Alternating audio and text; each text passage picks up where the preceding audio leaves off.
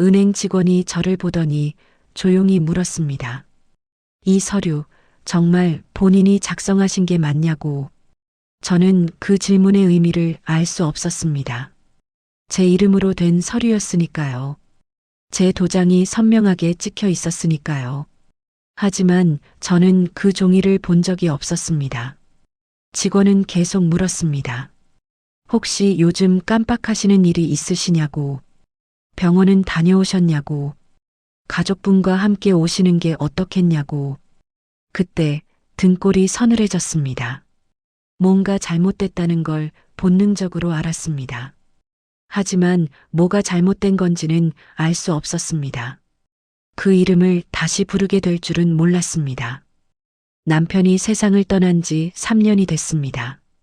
정확히는 3년 2개월입니다. 처음 몇 달은 정말 힘들었습니다. 아침에 눈을 뜨면 옆자리가 비어 있었습니다. 40년을 함께 잔 자리였는데 말이죠. 식탁에 앉으면 혼자였습니다. 국그릇 하나, 밥그릇 하나만 놓였습니다. 처음에는 습관적으로 2개를 꺼냈습니다. 그러다 멈칫했습니다. 이제 혼자라는 걸 깨달았습니다. 밤이면 집이 너무 넓게만 느껴졌습니다. 거실 시계 소리가 유난히 크게 들렸습니다. 째깍째깍, 째깍째깍. 그 소리만 들리는 밤이 많았습니다. 냉장고를 열면 반찬통이 텅 비어 있었습니다. 혼자 먹을 밥을 하는 게 익숙하지 않았습니다. 쌀을 씻다가도 손이 멈췄습니다. 이렇게 조금만 해도 되나 싶었습니다. 결국 라면으로 때우는 날이 많았습니다. 그래도 아들이 가끔 들렀습니다. 일주일에 1~2번은 왔습니다. 엄마, 잘 지내세요? 짧게 인사하고 갔습니다. 바쁜 사람이니까 이해했습니다. 며느리는 아들보다 훨씬 더 자주 왔습니다. 일주일에 3~4번은 왔습니다. 때로는 매일 왔습니다. 어머니, 혼자 계시면 안 돼요. 제가 챙겨드릴게요. 며느리 미란이는 늘 그렇게 말했습니다. 반찬을 싸왔습니다. 김치도 직접 담가왔습니다. 어머니, 이거 좋아하시잖아요. 깍두기였습니다. 제가 좋아하는 걸 기억하고 있었습니다. 병원 갈 때면 빠짐없이 함께 갔습니다. 정형외과 갈 때도 왔습니다. 내과 검진 갈 때도 왔습니다. 심지어 안과 갈 때도 따라왔습니다. 어머니 혼자 가시면 힘드시잖아요. 진료실까지 함께 들어갔습니다. 의사 선생님 말씀도 대신 들어줬습니다. 어머니, 의사 선생님이 이렇게 하래요. 약도 대신 받아왔습니다. 통장 정리도 도와줬습니다. 어머니, 요즘 보이스피싱 진짜 많아요. 노인분들 타깃으로 한대요. 제가 대신 관리해 드릴게요. 저는 고맙다고 했습니다. 정말 고마웠습니다. 가족인데 뭘 의심하겠습니까? 며느리를 믿었습니다. 무릎이 아파 걷기 힘들 때도 미란이가 모든 걸 챙겼습니다. 병원 예약도 대신했습니다. 택시도 불러줬습니다. 휠체어도 밀어줬습니다. 어머니, 제가 있잖아요. 약 먹을 시간도 문자로 알려줬습니다. 아침 8시, 점심 1시, 저녁 7시. 잊지 말고 드시라고 꼬박꼬박 보냈습니다. 알람처럼 정확했습니다. 저는 정말 며느리 복이 많다고 생각했습니다. 주변 사람들도 똑같이 말했습니다. 이웃 김 여사가 말했습니다. 순떡 씨, 며느리 정말 효자네요. 요즘 저런 며느리가 어디 있어요? 우리 며느리는 명절에도 안 와요. 슈퍼주인 아주머니도 말했습니다. 부러워 죽겠어요, 진짜. 매일 반찬 싸오는 며느리라니. 그 말을 들을 때마다 기분이 좋았습니다. 동네 할머니들이 부러워하는 게 느껴졌습니다. 저도 자랑스러웠습니다. 우리 며느리가 원래 착해요. 그렇게 말하곤 했습니다. 그런데 가끔, 아주 가끔이었지만 이상한 순간이 있었습니다. 미란이가 큰 봉투를 들고 올 때였습니다. 서류가 가득 든 봉투였습니다. 어머니, 여기 도장만 찍어주세요. 은행 서류예요. 금리 좋은 걸로 바꾸는 거예요. 저는 물어보지 않았습니다. 며느리가 알아서 챙겨주는데 굳이 뭘 물어보겠습니까? 서류 내용도 자세히 보지 않았습니다. 글씨가 작았습니다. 돋보기를 써도 잘 안 보였습니다. 미란아, 엄마 눈이 침침해서. 괜찮아요, 어머니. 제가 설명해 드릴게요. 미란이가 요약해서 말해줬습니다. 저는 그대로 믿었습니다. 도장을 꺼내 찍었습니다. 한 번, 두 번, 세 번, 네 번. 그게 도대체 몇 번째였는지 기억나지 않습니다. 어느 날은 도장을 세 번이나 찍었습니다. 한 번에 서류가 여러 장이었습니다. 어머니, 이거 다 같은 내용이에요. 복사본이라서요. 저는 고개를 끄덕였습니다. 그렇구나 했습니다.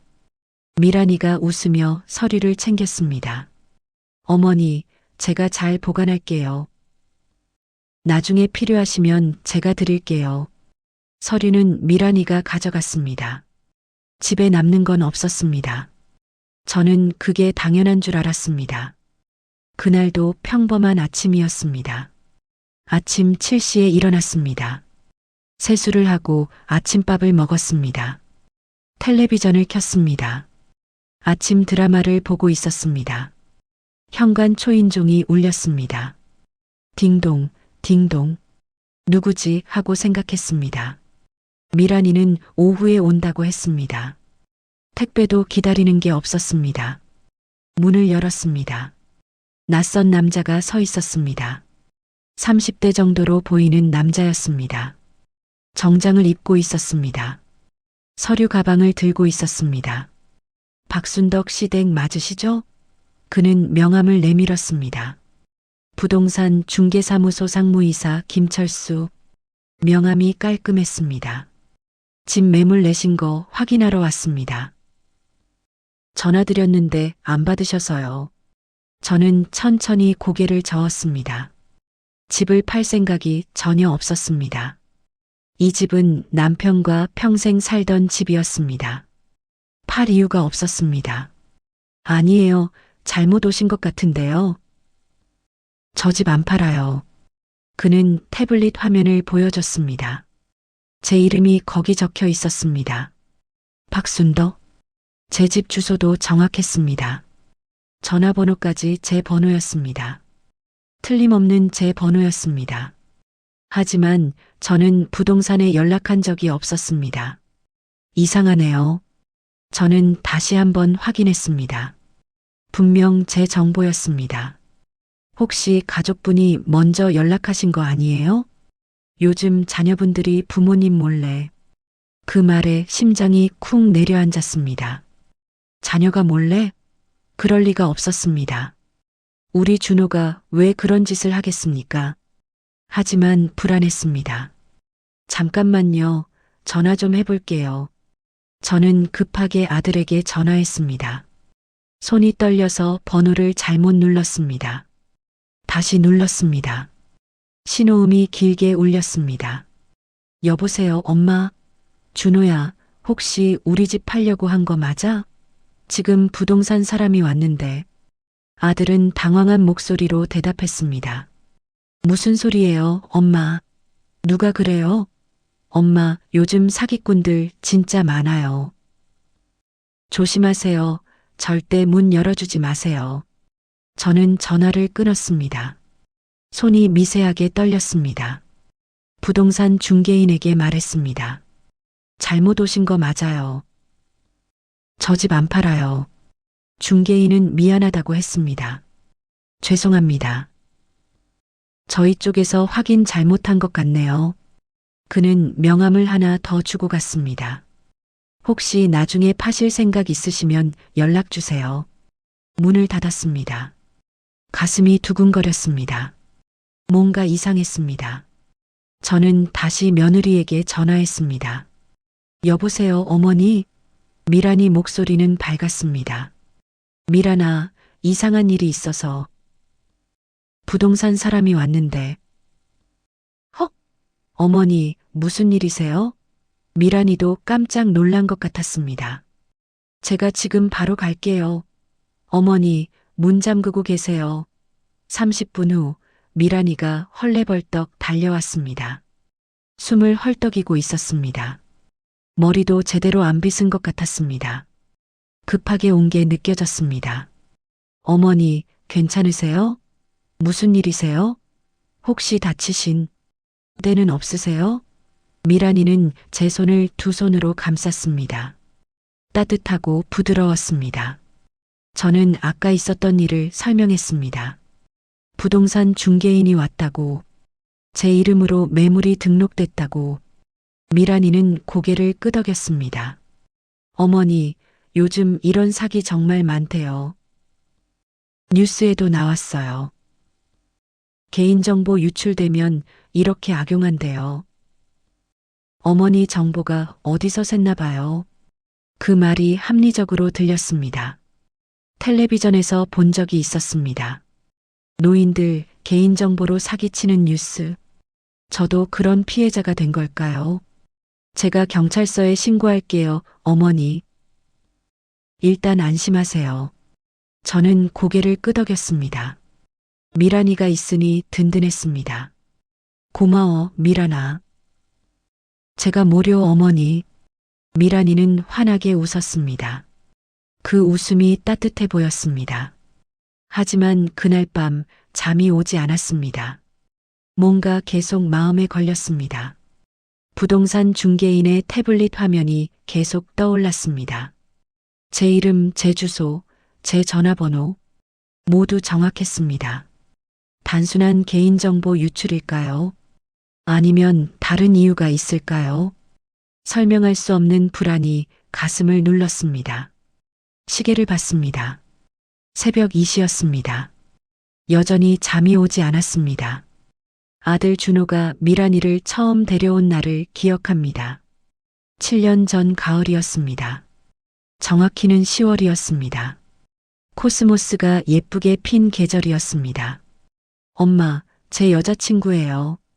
소개하고 싶어서 데려왔어요. 준호 목소리가 들떠 있었습니다. 미란이는 공손하게 허리를 숙였습니다. 어머니, 뵙게 되어 정말 반갑습니다. 준호한테 어머니 이야기 많이 들었어요. 목소리가 차분했습니다. 말투도 정중했습니다. 옷차림도 단정했습니다. 검정색 원피스에 흰색 가디건을 입고 있었습니다. 화장도 진하지 않았습니다. 첫인상이 무척 좋았습니다. 어머, 예쁘네. 저는 솔직하게 말했습니다. 미란이는 수줍게 웃었습니다. 아니에요, 어머니. 남편도 흐뭇해했습니다. 준호 녀석 정말 복 터졌구만. 그날 저녁은 즐거웠습니다. 제가 갈비찜을 했습니다. 미란이가 맛있다고 했습니다. 어머니, 요리 정말 잘하시네요. 저도 이렇게 만들고 싶어요. 레시피 좀 알려주세요. 저는 기분이 좋았습니다. 며느리감으로 손색이 없어 보였습니다. 두 사람이 사귄 지는 1년 됐다고 했습니다. 결혼 이야기도 나왔습니다. 내년 봄쯤 생각하고 있어요. 남편이 말했습니다. 좋지, 좋아. 우리 준호도 이제 장가 가야지. 결혼 준비가 시작됐습니다. 미란이는 자주 집에 왔습니다. 주말마다 왔습니다. 어머니, 제가 청소 도와드릴게요. 어머니, 요리 배우고 싶어요. 항상 먼저 나서서 도왔습니다. 제사 준비도 함께 했습니다. 시댁 어른들께 인사도 잘했습니다. 모두가 미란이를 좋아했습니다. 결혼식은 작게 올렸습니다. 호텔이 아닌 예식장에서 했습니다. 그래도 행복해 보였습니다. 미란이는 면사포를 쓰고 있었습니다. 예쁘고 단아했습니다. 준호는 긴장한 얼굴이었습니다. 제 손을 잡았습니다. 엄마, 고마워요. 잘 살게요. 결혼식이 끝난 후 미란이가 제 손을 꼭 잡았습니다. 어머니, 정말 잘 모시겠습니다. 제 친정 부모님처럼 모시겠습니다. 저는 그 말을 진심으로 믿었습니다. 눈빛이 진지했으니까요. 목소리가 떨리고 있었으니까요. 신혼집은 저희 집 근처였습니다. 차로 10분 거리였습니다. 자주 볼 수 있었습니다. 실제로 미란이는 정말 자주 왔습니다. 일주일에 두세 번은 왔습니다. 어머니, 냉장고에 반찬 없으시죠? 제가 만들어 왔어요. 언제나 먼저 챙겼습니다. 명절도 빠짐없이 왔습니다. 제사 음식도 함께 준비했습니다. 칼질도 잘했습니다. 음식 솜씨도 좋았습니다. 미란이가 한 게 더 맛있네. 남편이 그렇게 말할 정도였습니다.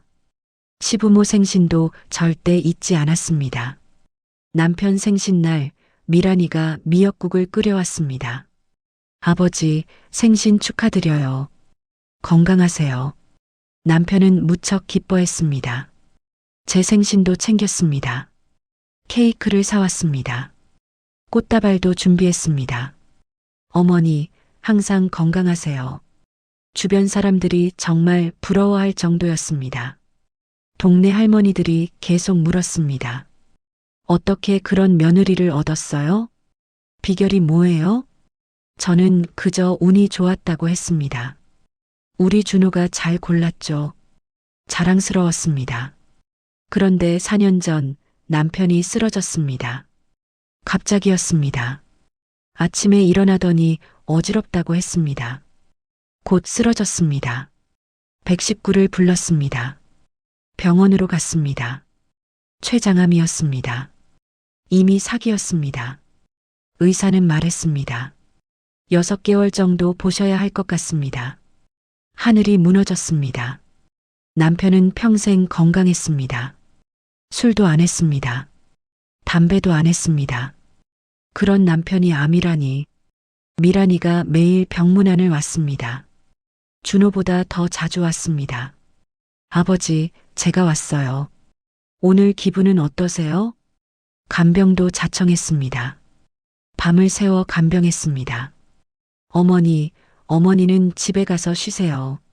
제가 여기 있을게요. 저는 미안하고 고마웠습니다. 며느리에게 이렇게까지 시킬 수 있나 싶었습니다. 미란아, 내가 너무 고생하는구나. 괜찮아요, 어머니. 아버지, 제 아버지예요. 그 말에 눈물이 났습니다.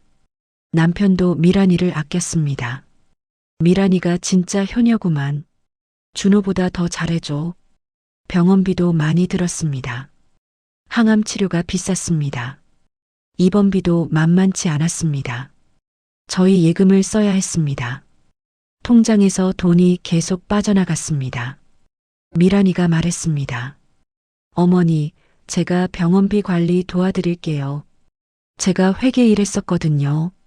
어느 병원이 더 저렴한지도 알아볼게요. 저는 맡겼습니다. 미란이가 알아서 처리해줬습니다. 영수증도 모아줬습니다. 정리도 잘해줬습니다. 남편은 5개월을 버텼습니다. 의사 말보다 조금 짧았습니다. 남편이 숨을 거둔 날 미란이가 가장 많이 울었습니다. 저보다도 더 많이 울었습니다. 준호보다도 더 슬퍼 보였습니다. 아버지, 아버지, 계속 그렇게 불렀습니다. 장례식장 3일 내내 제 곁을 지켰습니다. 조문객 응대도 대신 해줬습니다. 음식 주문도 했습니다. 화환 정리도 했습니다.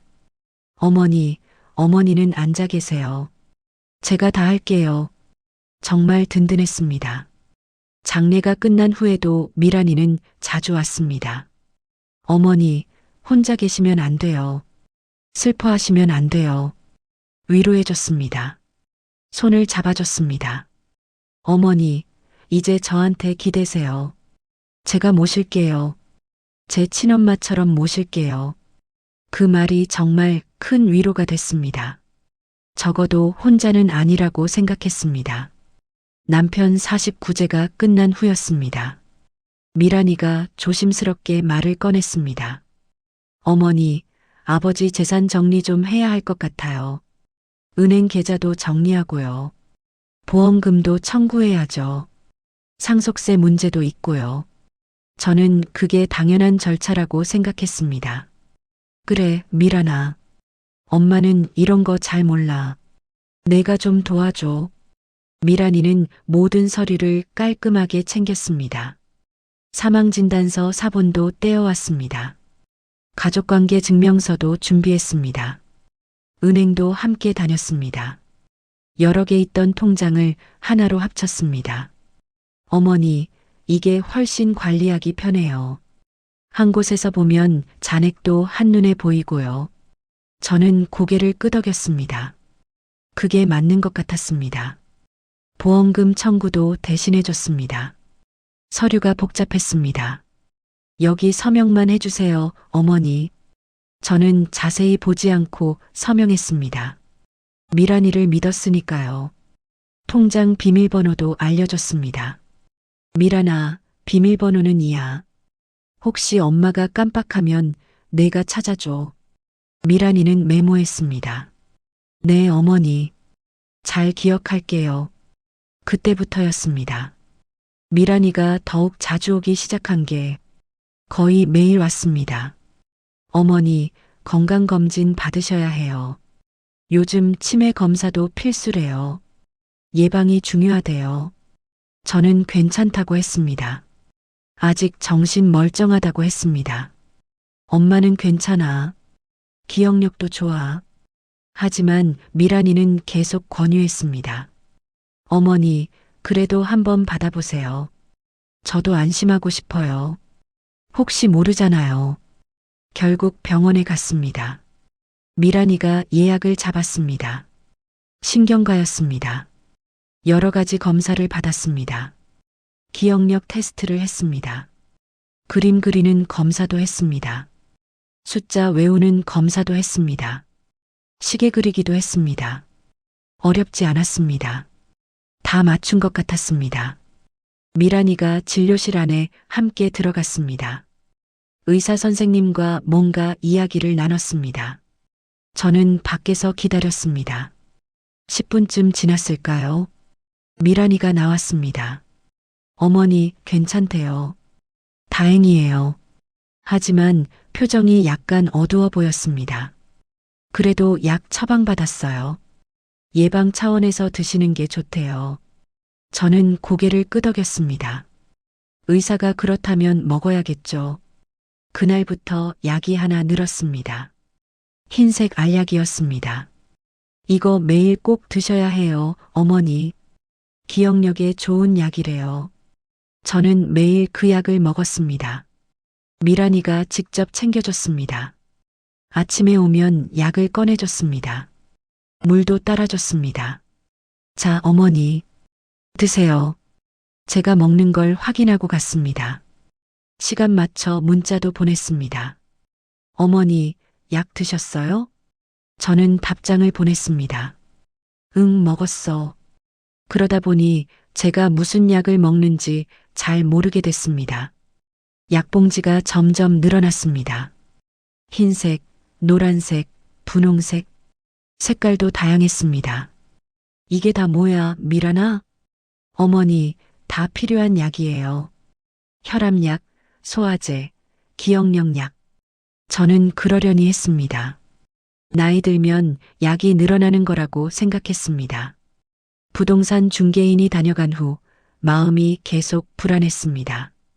밤에도 잠을 제대로 못 잤습니다. 악몽을 꿨습니다. 집을 빼앗기는 꿈이었습니다. 낯선 사람들이 제 집에 들어오는 꿈이었습니다. 새벽에 깼습니다. 식은땀이 났습니다. 그리고 며칠 뒤 은행에서 전화가 왔습니다. 오후 2시쯤이었습니다.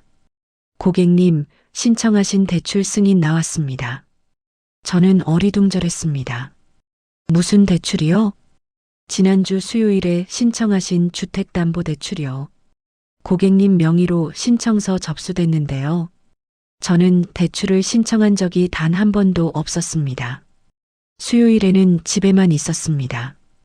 은행에 간 적도 없었습니다. 잘못 걸리신 것 같은데요. 저 대출 신청 안 했어요.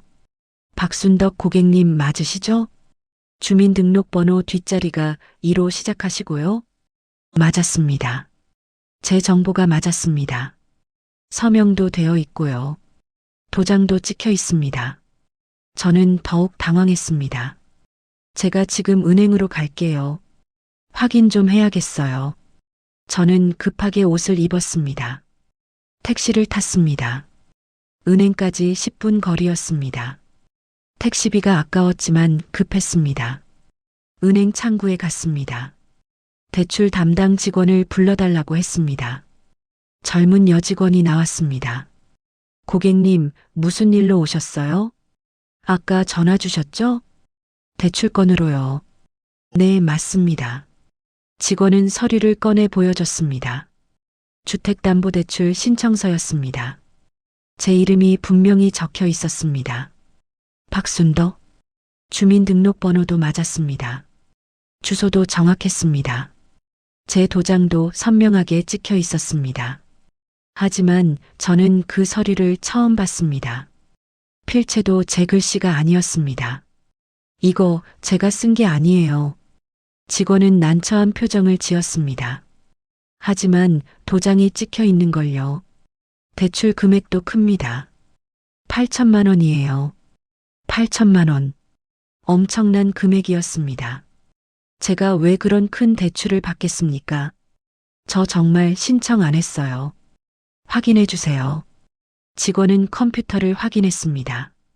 신청 날짜가 지난주 수요일이네요. 오후 3시 23분에 접수됐습니다. 지난주 수요일 오후 3시. 저는 집에 있었습니다. 텔레비전을 보고 있었습니다. 저 그때 은행 안 왔어요. 직원이 조심스럽게 물었습니다. 혹시 요즘 깜빡하시는 일 자주 있으세요? 병원 진료는 받고 계세요? 혹시 가족분과 함께 오시는 게 그동안 있었던 일들이 쭉 스쳐 지나갔습니다. 바로 이 순간이었습니다. 저는 단호하게 고개를 저었습니다. 저 정신 멀쩡해요. 이거 제가 신청한 게 절대 아니에요. 사기예요, 사기. 목소리가 커졌습니다. 주변 사람들이 쳐다봤습니다. 직원은 당황한 표정이었습니다.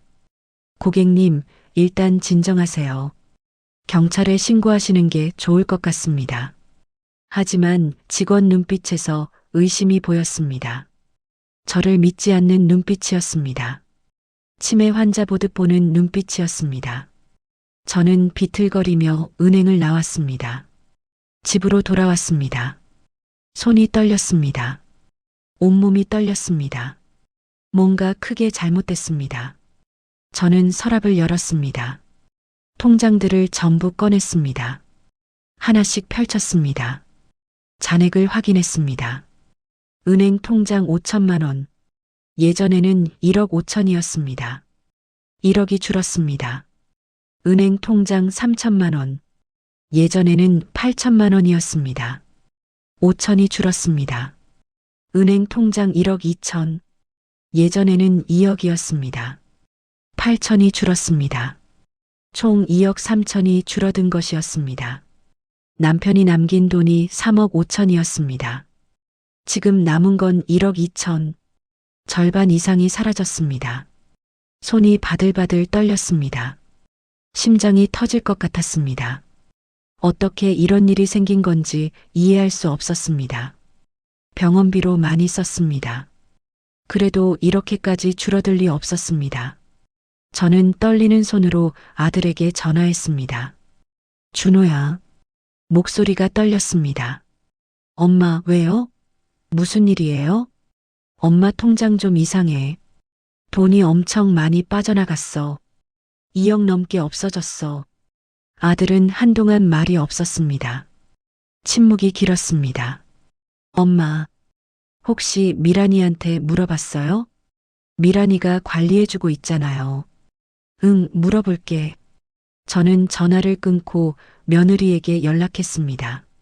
손가락이 떨려 번호를 잘못 눌렀습니다. 다시 눌렀습니다. 신호음이 울렸습니다. 여보세요, 어머니? 미란이 목소리는 평소처럼 밝았습니다. 미란아. 어머니, 무슨 일이세요? 목소리가 왜 그랬어? 미란아, 엄마 통장 좀 이상한데. 돈이 너무 많이 빠져나갔어. 미란이는 깜짝 놀란 목소리로 대답했습니다. 어머니, 무슨 일이세요? 제가 지금 바로 갈게요. 어머니, 혼자 계세요. 제가 갈게요. 1시간 후 미란이가 도착했습니다. 평소보다 빨리 왔습니다. 어머니, 괜찮으세요? 미란이는 제 손을 잡았습니다. 통장들을 펼쳐 보여줬습니다. 봐, 미란아. 이렇게 많이 줄었어. 미란이는 통장 내역을 꼼꼼히 봤습니다. 하나하나 확인했습니다. 그리고 고개를 갸웃했습니다. 어머니, 이거 어머니가 출금하신 거예요. 제가 함께 은행 간 날 있잖아요. 저는 기억이 나지 않았습니다. 내가 뭘 출금했는데? 병원비하고요. 약값하고요. 건강검진 비용도 있고요. 미란이는 침착하게 하나씩 설명했습니다. 차분한 목소리였습니다. 마치 아이에게 설명하듯 천천히 말했습니다. 하지만 금액이 너무 컸습니다. 병원비치고는 말이 안 됐습니다. 이게 다 병원비야? 2억이 넘는데?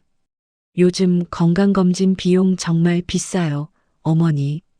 정밀 검사 받으시면 한 번에 500만 원 나와요. 그리고 어머니가 손자 용돈도 주셨잖아요. 손자 학원비도 보태주셨고요. 저는 손자에게 용돈을 준 기억이 전혀 없었습니다. 학원비를 댄 기억도 없었습니다. 내가 언제 그랬어? 지난달에 주셨어요, 어머니. 기억 안 나세요? 500만 원 주셨어요. 미란이는 씁쓸하게 웃었습니다. 어머니, 요즘 진짜 자주 까먹으시네요. 제가 걱정되는 이유가 바로 이거예요. 병원 한 번 더 가봐야 할 것 같아요. 그 말에 등골이 서늘해졌습니다. 제가 정말 기억을 잃어가는 걸까요? 아니면 제가 모르는 사이 무슨 일이 벌어진 걸까요? 미란아, 나 정말 그랬어? 네, 어머니. 제가 거짓말할 이유가 없잖아요. 저도 어머니 걱정돼서 그래요. 미란이 눈빛이 진지했습니다. 걱정하는 것처럼 보였습니다. 저는 혼란스러웠습니다. 내가 잘못 생각한 걸까? 내가 정말 치매인 걸까? 그날 밤 한숨도 잘 수 없었습니다. 며느리의 목소리가 계속 맴돌았습니다. 요즘 진짜 자주 까먹으시네요. 천장만 바라봤습니다. 어둠 속에서 눈만 뜨고 있었습니다. 시계 소리가 크게 들렸습니다. 째깍째깍, 째깍째깍. 새벽 1시, 새벽 2시, 새벽 3시, 새벽 4시가 넘어서야 잠이 들었습니다. 그것도 얕은 잠이었습니다. 다음 날 아침 저는 일찍 일어났습니다. 6시에 눈이 떠졌습니다. 더 이상 참을 수 없었습니다. 혼자서라도 확인해야겠다고 생각했습니다. 미란이에게 말하지 않았습니다. 혼자 은행에 가기로 했습니다. 8시에 집을 나섰습니다. 은행은 9시에 열었습니다. 일찍 가서 기다렸습니다. 문이 열리자마자 들어갔습니다. 어제와 다른 창구로 갔습니다. 다른 직원에게 부탁했습니다. 제 계좌 거래 내역 전부 뽑아주세요. 최근 1년치요. 직원은 신분증을 확인했습니다. 그리고 긴 종이를 출력해줬습니다. A사 용지 10장이 넘었습니다.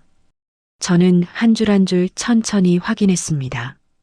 돋보기를 꺼내 자세히 봤습니다. 모르는 출금 내역이 너무 많았습니다.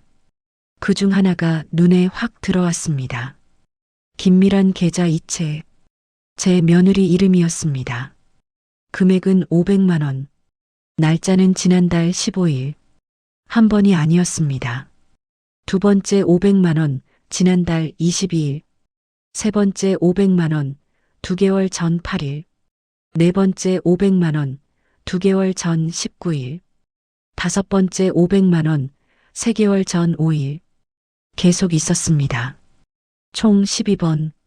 6천만 원이 며느리 계좌로 들어갔습니다. 심장이 두근거렸습니다. 손이 떨렸습니다. 종이를 쥔 손에 힘이 들어갔습니다. 종이가 구겨졌습니다. 저는 직원에게 물었습니다. 이거 제가 이체한 거예요? 직원은 컴퓨터 화면을 확인했습니다. 네, 고객님 본인 명의로 처리됐네요. 근데 직원이 뭔가 이상한 표정을 지었습니다. 좀 이상한 점이 있긴 해요. 이체 시간이 전부 은행 업무 시간이에요. 평일 오후 2시에서 4시 사이. 그런데 고객님, 이 날짜들의 지점 방문 기록이 없어요. ATM 사용 기록도 없고요. 인터넷 뱅킹으로 하신 것 같은데요. 저는 인터넷 뱅킹을 할 줄 몰랐습니다. 스마트폰도 겨우 전화만 받을 줄 알았습니다. 카카오톡도 못했습니다. 며느리가 대신 했던 겁니다. 제 이름으로, 제 돈을, 제 통장에서 무릎에 힘이 풀렸습니다. 의자에 주저앉았습니다. 고객님, 괜찮으세요? 직원이 걱정스럽게 물었습니다. 물 좀 드릴까요? 저는 고개를 저었습니다. 괜찮아요. 하지만 괜찮지 않았습니다. 전혀 괜찮지 않았습니다. 저는 비틀거리며 은행을 나왔습니다. 집으로 돌아왔습니다. 다리에 힘이 없었습니다. 현관문을 열고 들어갔습니다. 거실 바닥에 주저앉았습니다. 한참을 그렇게 앉아 있었습니다. 얼마나 지났을까요? 정신을 차렸습니다. 확인해야 했습니다. 더 확인해야 했습니다. 서랍을 열었습니다. 미란이가 정리해뒀다던 서류들, 큰 파일 박스에 담겨 있었습니다. 어머니, 중요한 서류는 제가 보관할게요. 그렇게 말했었습니다. 하지만 집에도 몇 장 남아 있었습니다. 하나씩 펼쳐봤습니다. 손이 떨려서 종이가 바스락거렸습니다. 먼저 보험 서류가 나왔습니다. 남편 보험금 수령 서류였습니다. 제 서명이 있었습니다. 하지만 필체가 조금 달랐습니다. 제 글씨 같기도 하고 아닌 것 같기도 했습니다. 대출 신청서가 나왔습니다. 주택담보대출 신청서, 제 도장이 찍혀 있었습니다. 8천만 원. 저는 이 서류를 본 적이 없었습니다.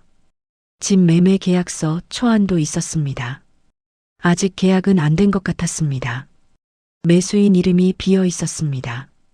하지만 매도인은 제 이름이었습니다. 박순덕. 제 도장도 찍혀 있었습니다. 그리고 한 장의 진단서를 발견했습니다. 병원 로고가 찍힌 공식 서류였습니다. 경도인지장의 소견서, 환자 이름 박순덕, 주민등록번호도 제 번호였습니다. 진단일 3개월 전, 환자는 최근 기억력 저하를 보이며 일상생활 수행 능력 감소, 경도인지장애로 진단함, 의사 이름과 도장이 선명했습니다. 하지만 저는 그런 진단을 받은 적이 없었습니다. 제가 받은 검사 결과는 정상이었습니다. 미란이가 그렇게 말했습니다. 어머니, 괜찮대요. 다행이에요. 그런데 왜 이런 진단서가 있을까요? 병원 이름을 확인했습니다. 신경과의원. 미란이가 데려갔던 바로 그 병원이었습니다. 저는 떨리는 손으로 병원에 전화했습니다. 여보세요, 신경과의원입니다. 제 진료 기록 좀 확인할 수 있을까요? 네, 성함이 어떻게 되세요? 박순덕입니다. 주민등록번호 뒷자리 알려주세요. 저는 번호를 말했습니다. 상담원이 잠시 후 대답했습니다. 고객님, 최근 3개월간 7번 방문하셨네요. 치매 관련 검사 여러 차례 받으셨고요. MRI도 찍으셨고요. 보호자분도 매번 함께 오셨고요. 저는 단 한 번밖에 가지 않았습니다. 나머지 6번은 제가 간 적이 없었습니다. 보호자가 누구죠? 김미란 님이시네요. 따님이신가요? 며느리였습니다. 미란이가 제 이름으로 병원에 갔던 겁니다. 혼자서, 저 없이, 제 명의로. 진단서도 여러 장 발급하셨네요. 경도인지장애 진단서요. 가짜였습니다. 모두 가짜였습니다. 온몸에 소름이 돋았습니다. 감사합니다. 저는 전화를 끊었습니다. 숨이 막혔습니다. 가슴이 답답했습니다. 며느리가 저를 치매 환자로 만들었습니다. 가짜 진단서를 만들었습니다. 제 돈을 훔쳤습니다. 제 이름으로 대출을 받았습니다. 집까지 팔려고 했습니다. 왜 그랬을까요? 돈 때문일까요? 단지 돈 때문에? 저는 한참을 그렇게 앉아 있었습니다. 정신을 차려야 했습니다. 아들에게 알려야 했습니다. 떨리는 손으로 전화기를 들었습니다. 아들 번호를 눌렀습니다. 신호음이 울렸습니다. 여보세요, 엄마? 준호야. 목소리가 떨렸습니다. 엄마, 왜요? 무슨 일이에요? 준호야, 엄마 지금 집으로 좀 와봐. 지금 당장. 꼭 와야 해. 엄마, 무슨 일인데요? 말로 할 수 없어. 와서 봐야 해. 알았어요, 엄마. 지금 갈게요. 전화를 끊었습니다. 30분이 지났습니다. 아들이 도착했습니다. 엄마, 무슨 일이에요? 왜 이렇게 안색이 안 좋아요? 저는 식탁 위에 모든 서류를 펼쳐놨습니다. 은행 거래내역, 대출 신청서, 집 매매 계약서, 가짜 진단서 모두 펼쳐놨습니다. 준호야, 이거 내가 아는 일이야? 아들은 서류들을 보더니 얼굴이 하얗게 질렸습니다. 입술이 파래졌습니다. 엄마, 이게 대체 뭐예요? 이게 뭐냐고 물어보는 거야. 내 아내가 한 짓이야. 내 돈을 훔쳐갔어. 6천만 원을. 가짜 진단서도 만들었어. 나를 치매 환자로 만들었어. 아들은 말이 없었습니다. 서류를 하나씩 들여다봤습니다. 손이 떨리고 있었습니다. 바로 그때 현관문이 열렸습니다. 익숙한 소리였습니다. 열쇠로 문을 여는 소리. 미란이가 들어왔습니다. 제가 준 열쇠로 문을 연 것이었습니다. 어머니, 무슨 일이세요? 오늘 반찬 가져왔어요. 여보도 왜 여기 있어? 미란이는 평소처럼 환하게 웃었습니다. 손에 비닐봉지를 들고 있었습니다. 반찬통이 보였습니다. 하지만 식탁 위 서류들을 본 순간 굳어졌습니다. 웃음이 싹 사라졌습니다. 얼굴이 하얗게 변했습니다. 비닐봉지를 떨어뜨렸습니다. 쿵! 반찬통이 바닥에 떨어졌습니다. 뚜껑이 열렸습니다. 김치가 쏟아졌습니다. 그거 어떻게 찾으셨어요? 미란이 목소리가 떨렸습니다. 저는 조용히, 아주 조용히 물었습니다. 미란아, 이게 다 뭐니? 왜 이런 짓을 했니? 미란이는 잠시 말이 없었습니다. 입술을 깨물었습니다. 눈을 감았습니다. 그리고 깊게 한숨을 쉬었습니다. 어머니, 오해예요. 이거 다 어머니 위해서 한 거예요. 어머니 혼자서는 관리 못 하시잖아요. 그래서 제가 대신 저는 천천히 고개를 저었습니다. 내 돈을 내 계좌로 옮긴 게 날 위해서야? 내 이름으로 대출받은 게 날 위해서야? 가짜 진단서 만든 게 날 위해서야?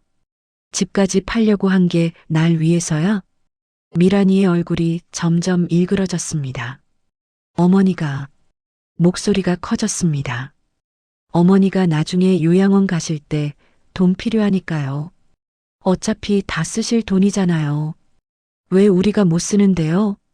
우리는 지금 당장 돈이 필요하다고요. 그 말에 온몸이 얼어붙었습니다. 저는 아들을 봤습니다. 준호야, 너도 알고 있었니? 아들은 고개를 푹 숙였습니다. 대답이 없었습니다. 침묵이 대답이었습니다. 미란이가 아들의 팔을 움켜잡았습니다. 여보, 좀 말해봐요. 우리가 얼마나 힘든지 말 좀 해봐요.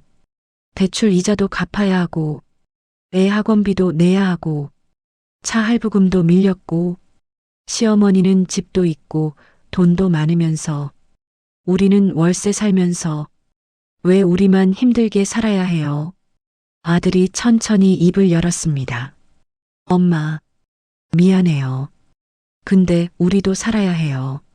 엄마 재산 어차피 나중에 다 나한테 올 거잖아요. 조금 일찍 쓰는 게 뭐가 잘못이에요? 엄마는 혼자 쓰시잖아요. 집도 크고 돈도 많으시잖아요. 우리 좀 도와주시면 안 돼요? 그 순간 세상이 무너졌습니다. 천장이 무너져 내리는 것 같았습니다. 숨이 막혔습니다.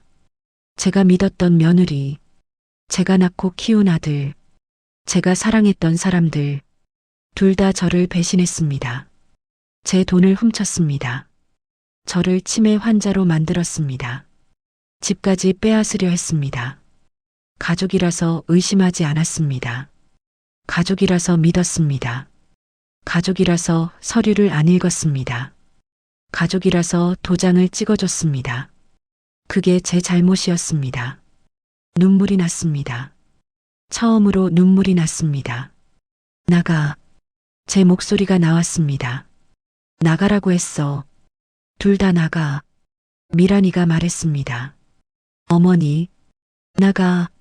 저는 소리쳤습니다. 생전 처음 그렇게 큰 소리로 외쳤습니다. 당장 나가. 미란이와 아들이 나갔습니다. 문이 닫혔습니다. 저는 그 자리에 주저앉았습니다. 한참을 울었습니다. 다음 날 저는 경찰서에 갔습니다. 이른 아침에 나갔습니다. 모든 서류를 가방에 넣었습니다. 은행 거래내역, 대출 신청서, 가짜 진단서, 집 매매 계약서 모두 챙겼습니다. 경찰서 민원실로 갔습니다. 젊은 경찰관이 저를 맞았습니다. 어르신, 무슨 일로 오셨어요? 신고하러 왔어요. 사기를 당했어요. 경찰관은 저를 상담실로 안내했습니다. 저는 모든 서류를 펼쳤습니다. 하나하나 설명했습니다. 며느리가 제 돈을 훔쳐갔다고, 가짜 진단서를 만들었다고, 제 이름으로 대출을 받았다고. 경찰관은 진지하게 들었습니다. 서류를 하나하나 확인했습니다. 서류 위조네요. 무단 인출, 사문서 위조, 주거 침입은 아니고 사기, 횡령에 해당할 수 있겠네요. 고소하시겠어요? 저는 고개를 끄덕였습니다. 네, 고소하겠습니다. 가족이어도요? 네. 경찰관은 고소장 양식을 줬습니다. 저는 떨리는 손으로 작성했습니다. 피고소인 김미란, 혐의 사기, 횡령, 사문서 위조. 며느리는 며칠 후 경찰서에 소환됐습니다. 조사를 받았습니다. 처음에는 부인했다고 들었습니다. 하지만 증거가 너무 많았습니다.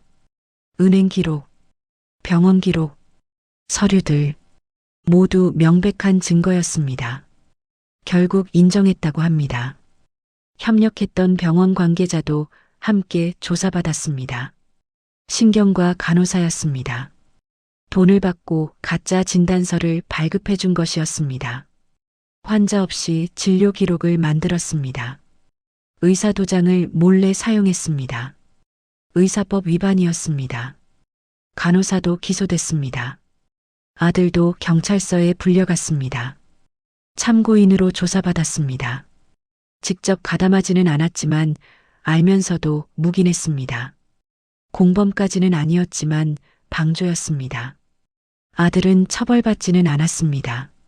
하지만 기록은 남았습니다.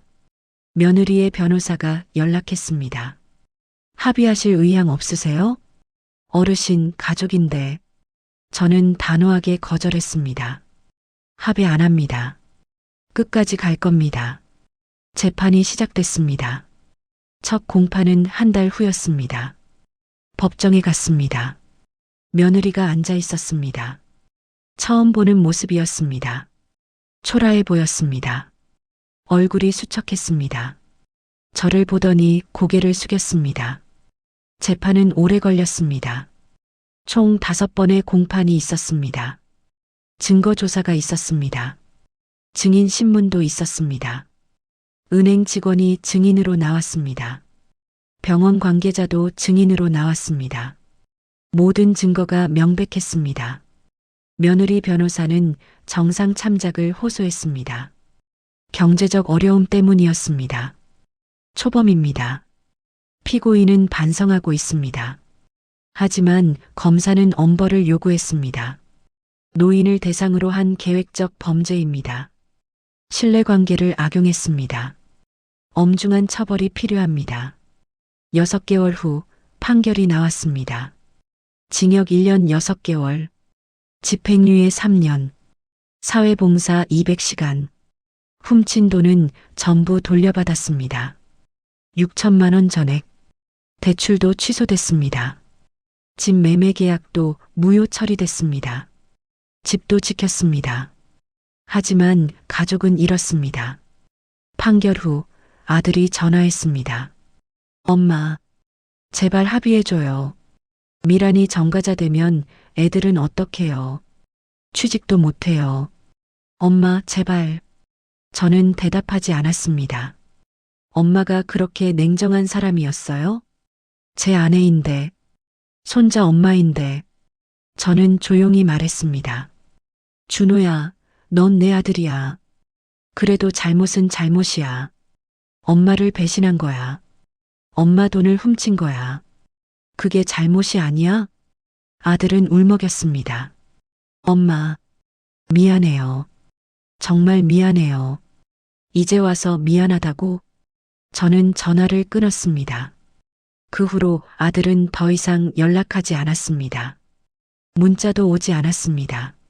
손자 목소리도 들을 수 없었습니다. 명절이 왔습니다. 추석이었습니다. 혼자 보냈습니다. 차례상도 차리지 않았습니다. 남편 사진 앞에 술 한 잔만 올렸습니다. 여보, 미안해요. 우리 아들 이렇게 키웠나 봐요. 며느리가 이혼을 요구했다는 소식을 들었습니다. 이웃에게서 들었습니다. 아들이 거부했다는 소식도 들었습니다. 그래도 둘 사이는 완전히 틀어졌을 겁니다. 같은 집에 살아도 남남일 겁니다. 저는 그들을 불쌍하게 여기지 않았습니다. 스스로 선택한 길이었으니까요. 자신들이 뿌린 씨앗이었으니까요. 요즘은 혼자 삽니다. 예전처럼 혼자입니다. 하지만 예전과는 완전히 다릅니다. 이제는 모든 서류를 직접 읽습니다. 한 글자 한 글자 읽습니다. 이해 안 되면 몇 번이고 읽습니다. 은행도 혼자 갑니다. 직원에게 자세히 물어봅니다. 이해할 때까지 물어봅니다. 통장도 직접 관리합니다. 일주일에 한 번씩 잔액을 확인합니다. 출금 내역을 하나하나 확인합니다. 누구에게도 맡기지 않습니다. 도장은 금고 깊숙이 넣어뒀습니다. 열쇠는 목걸이에 걸어 제 목에 걸고 다닙니다. 절대 벗지 않습니다. 자를 때도 차고 잡니다. 복지관에 다니기 시작했습니다. 노인 권익보호 프로그램에 참여했습니다. 매주 수요일 오전 10시 빠지지 않고 갑니다. 거기서 비슷한 사람들을 많이 만났습니다. 자식에게 당한 사람, 며느리에게 당한 사람, 사위에게 당한 사람, 심지어 손자에게 당한 사람도 있었습니다. 모두 같은 말을 했습니다. 가족이라서 의심 안 했어요. 가족이라서 믿었어요. 저도 그랬습니다. 복지관 사회복지사 선생님이 물었습니다. 박순덕 어르신, 혹시 경험 나눠주실 수 있으세요? 다른 분들께 도움이 될 것 같아요. 저는 고개를 끄덕였습니다. 강의실에 20명 정도 모였습니다. 모두 60대 이상이었습니다. 저는 앞에 섰습니다. 떨렸습니다. 하지만 해야 했습니다. 저는 제 경험을 이야기했습니다. 조용히 담담하게 며느리를 믿었던 일, 서류를 안 읽었던 일, 도장을 함부로 찍었던 일, 돈을 빼앗긴 일, 가짜 진단서를 만들어진 일, 모든 걸 이야기했습니다. 사람들이 고개를 끄덕였습니다. 눈물을 닦는 사람도 있었습니다. 저만 그런 줄 알았어요. 한 할머니가 말했습니다. 우리 딸도 그랬거든요. 제 통장을 비웠어요. 또 다른 할아버지가 말했습니다. 우리 아들이 집을 담보로 대출받았어요. 제 몰래요. 모두 비슷한 경험이 있었습니다. 가족에게 배신당한 경험, 가족이라서 의심하지 않았던 경험. 강의가 끝난 후 여러 사람이 저에게 왔습니다. 용기 내주셔서 고마워요. 저도 힘이 났어요. 저는 그들의 손을 잡았습니다. 따뜻했습니다. 어제 우편함에 편지 한 통이 왔습니다. 손자가 쓴 편지였습니다. 초등학교 4학년 글씨체였습니다. 할머니, 보고 싶어요. 할머니 집에 가고 싶어요. 엄마 아빠가 자꾸 싸워요. 할머니한테 가고 싶어요. 할머니 미안해요. 제가 잘못했어요. 저는 그 편지를 오래 들여다봤습니다. 한 글자 한 글자 읽었습니다. 답장을 쓸까 말까? 손자에게는 죄가 없습니다. 아이일 뿐입니다. 하지만 서두르지 않을 겁니다. 천천히 생각하겠습니다. 신중하게 결정하겠습니다. 제 속도로, 제 판단으로. 창밖으로 햇살이 들어옵니다. 따뜻한 가을 햇살입니다. 저는 커피포트에 물을 끓입니다. 커피를 한 잔 천천히 내립니다. 원두를 직접 갈았습니다. 복지관에서 배운 대로 커피 향이 집 안가득 퍼집니다. 혼자 마시는 커피지만 쓰지 않습니다. 오히려 향이 진합니다. 고소합니다. 맛있습니다. 이제는 제가 선택한 삶이니까요. 의자에 앉아 커피를 마십니다. 복지관에서 받은 책을 펼칩니다. 오늘 읽을 책입니다. 제목은 나를 위한 삶입니다. 천천히 읽습니다. 한 글자씩 이해하면서. 오늘 오후에는 복지관 프로그램이 있습니다. 스마트폰 사용법 강의입니다. 배워두면 유용할 것 같습니다. 저도 이제 인터넷 뱅킹을 배워야겠습니다. 직접 관리하는 법을 배워야겠습니다. 누구에게도 맡기지 않고. 시계를 봅니다. 9시 30분입니다. 10시까지 복지관에 가야 합니다. 서두르지 않아도 됩니다. 천천히 가도 됩니다. 커피를 다 마십니다. 잔을 씻습니다. 옷을 갈아입습니다. 가방을 챙깁니다. 거울을 봅니다. 립스틱을 바릅니다. 연한 분홍색입니다. 복지관에서 만난 친구가 예쁘다고 했습니다. 현관문을 열고 밖으로 나섭니다. 햇살이 따뜻합니다. 하늘이 높고 맑습니다. 가을바람이 살랑입니다. 걷습니다. 천천히, 제 속도로.